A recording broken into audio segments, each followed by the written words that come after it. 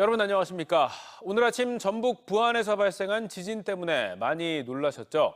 올해 한반도에서 발생한 가장 강력한 지진으로 충청권에서도 진동이 감지되면서 지역 주민들도 불안한 하루를 보냈습니다. 모레까지 여진이 수차례 발생하거나 또 다른 지진이 발생할 가능성도 있어 안전에 각별히 주의하셔야겠습니다. 이수복 기자의 보도입니다.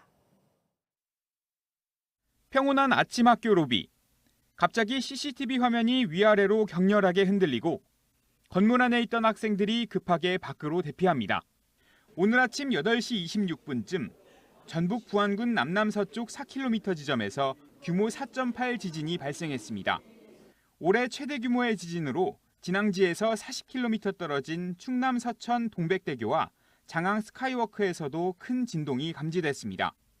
대전과 세종 등 내륙 지역에서도 크고 작은 진동이 발생하면서 주민들이 놀란 가슴을 쓸어내려야 했습니다. 업무 준비 중에 천장도 흔들리고 기구도 흔들려서 사람들이 뭐냐고 웅성웅성거리면서 깜짝 놀라기도 했습니다. 대전과 세종, 충남 대부분 지역에서 감지된 진동의 세기는 최대 진도 3. 진도 3은 실내나 건물 위층에 있는 사람 대부분이 지진을 느끼고 멈춰있던 차량들이 약간 흔들리는 수준입니다. 충청 지역에서 지진으로 피해를 입었다는 신고는 없었지만 지진을 느꼈다는 신고는 대전에서만 22건, 충남 45건, 세종에선 9건이 접수됐습니다. 논산의 한 고등학교는 지진으로 2교시까지만 진행한 뒤 학생들을 모두 조기기가 시켰습니다. 한국지질자원연구원은 1차 분석 결과 충남 부여에서 전북 부안까지 이어진 함열단층이 깨지면서 중규모의 지진으로 이어진 것으로 보고 있습니다. 부안 일대 발달하고 있는 단층들의 분포를 봤을 때 북북동 방향의 함열 단층이 지진이 일어난 지역에 발달하고 있어서 이어 기존에 알려지지 않은 또 다른 단층에서 지진이 발생했을 가능성을 염두에 두고 진앙지 인근에 임시지진계를 추가로 설치해 정확한 발생 단층을 확인하고 있습니다. 연구원은 앞으로 2에서 3일 동안 추가 여진이나 또 다른 지진이 발생할 가능성이 있다며 재난안전문자 알림에 귀를 기울이고 안전에 유의해달라고 당부했습니다. TJB 이수복입니다. 대한의사협회가 오는 18일 전면 휴진을 예고한 가운데 대전시가 관내 의원급 의료기관들의 진료 명령과 함께 휴진하려는 의료기관은 내일까지 신고하도록 조치했습니다. 이와 함께 진료 공백을 최소화하기 위해 대전 지역 5개 보건소는 휴진 당일 저녁 8시까지 연장 진료하고 지역 내 다른 의료기관에도 연장 진료 협조를 요청했습니다.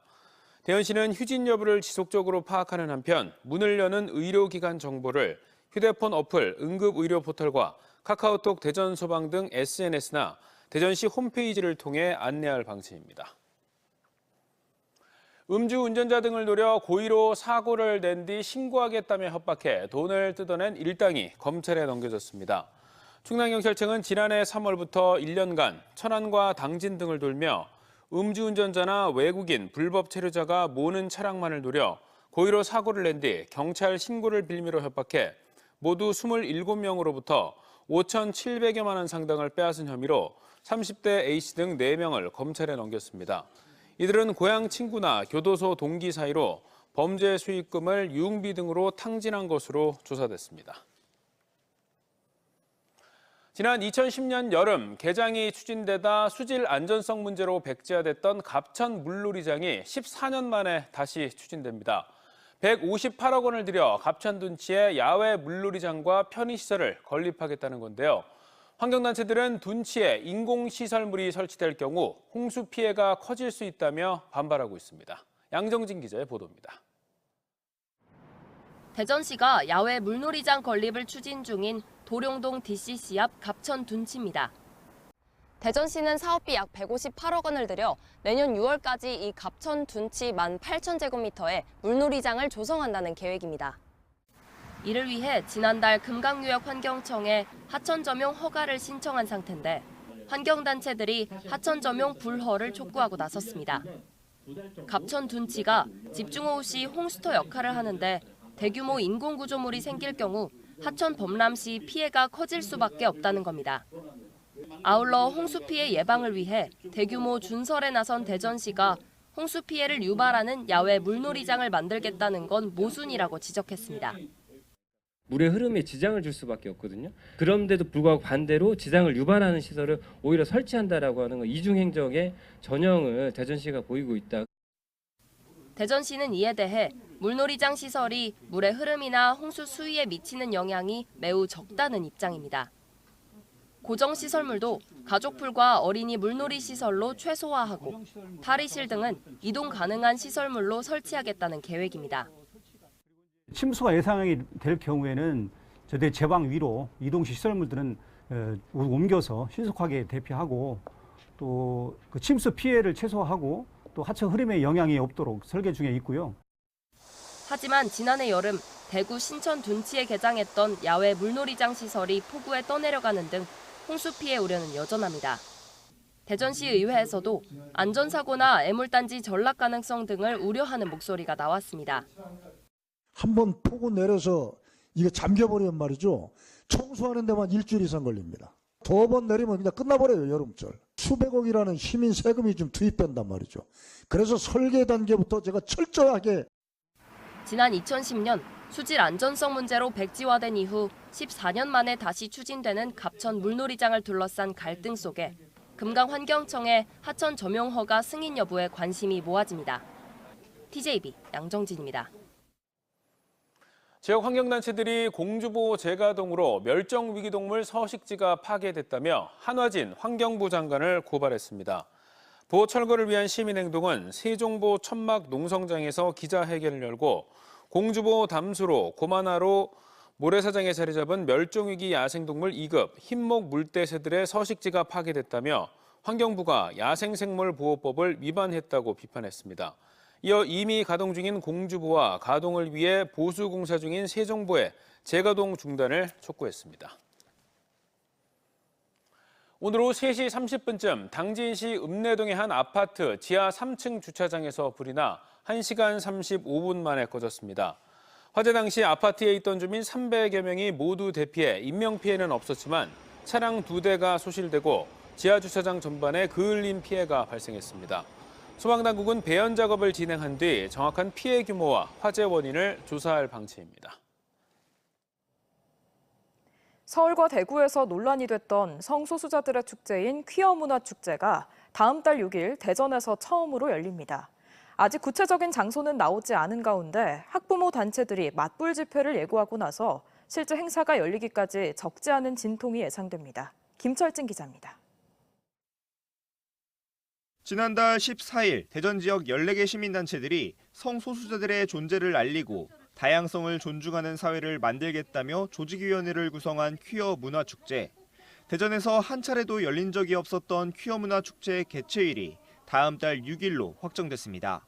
조직위 측은 이번 행사가 오전 부스 행사를 시작으로 거리 퍼레이드를 거쳐 오후 6시쯤 마무리될 예정이며 전국에서 500에서 1000여 명이 참여할 것으로 전망했습니다. 이번 퀴어 문화 축제는 단순히 행진과 무대 공연을 넘어서 전시에도 많은 중점을 두고 있고요. 다양한 국가인권위원회나 정당 그리고 이제 시민사회단체의 부스들을 모아서 하지만 행사를 둘러싼 논란을 의식한 일부 구청에서 광장 사용을 불허하면서 행사 장소는 아직 정해지지 않은 상태입니다. 주최 측은 지자체의 광장 사용 허가가 나오지 않을 경우 과태료를 내더라도 행사를 강행한다는 방침입니다. 행사 개최일과 규모가 확정되면서 기독교 시민단체와 학부모 단체들을 중심으로 거센 반발 움직임도 확산되고 있습니다. 지난달 퀴어 축제 조직이 출범에 반발하며 삭발식까지 가졌던 학부모 단체는 퀴어 축제가 청소년과 아이에게 유해한 영향을 끼칠 수 있다며 행사장 주변을 사람과 현수막으로 두르는 맞불 집회를 예고했습니다. 어른들이야 뭐 자기들 찾아가서 본다는 건 상관없어요. 우리 아이들이 보지 못하도록 사랑의 띠로 이렇게 그분들도 보호하고 우리 아이들도 보호하는 그런 사랑의 띠 행사를 하려고 합니다. 앞서 이장우 대전시장도 퀴어 축제에 대해 부정적 견해를 드러낸 바 있어 지난해 행사 과정에서 큰 마찰을 빚은 대구시 사례처럼 충돌 사태에 대한 우려도 나오고 있습니다.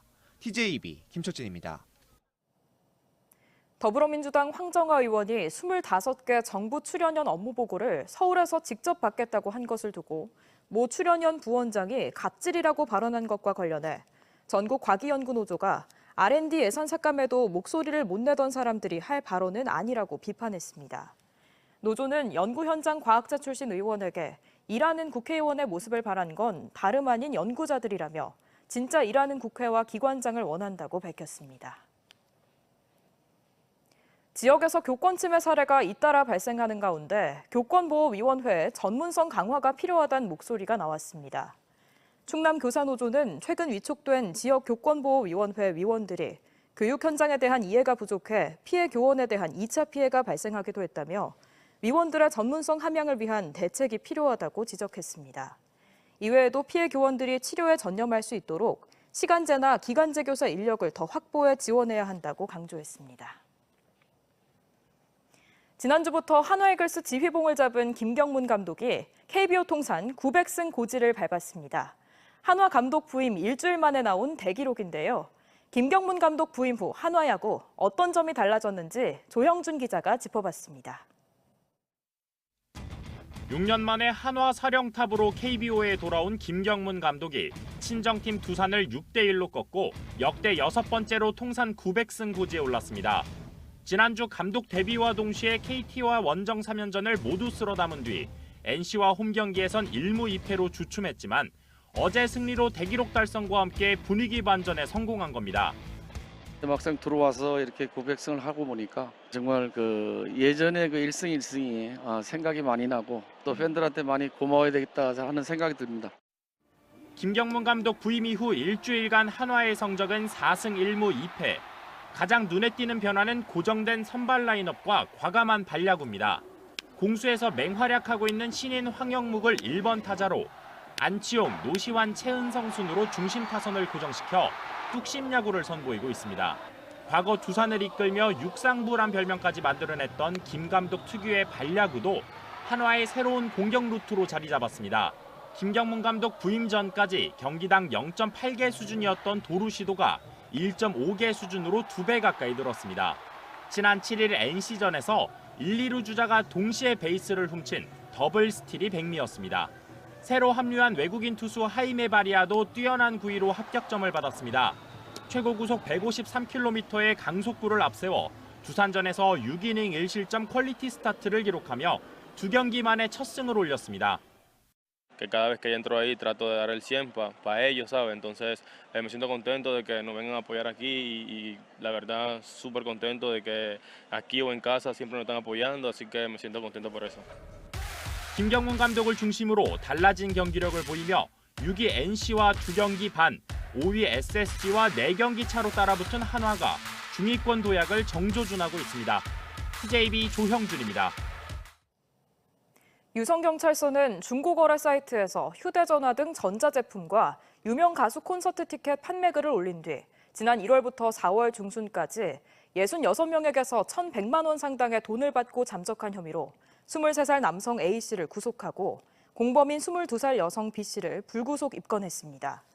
경찰은 연인 사이인 이들이 특별한 직업 없이 모텔 등을 전전하며 생활비를 마련하기 위해 이 같은 범행을 저질렀다며 특히 A씨는 동종전과로 실형도 살아 구속영장을 신청했습니다. 배재대학교 창립 139주년을 맞아 학생들과 교직원들이 4년간 모은 헌혈증 895매를 대전시에 기탁했습니다. 대전시는 헌혈증을 대전세종충남혈액원에 전달해 백혈병과 응급수술 등 다량의 수혈이 필요한 대전 시민을 위해 소중히 쓰겠다고 밝혔습니다.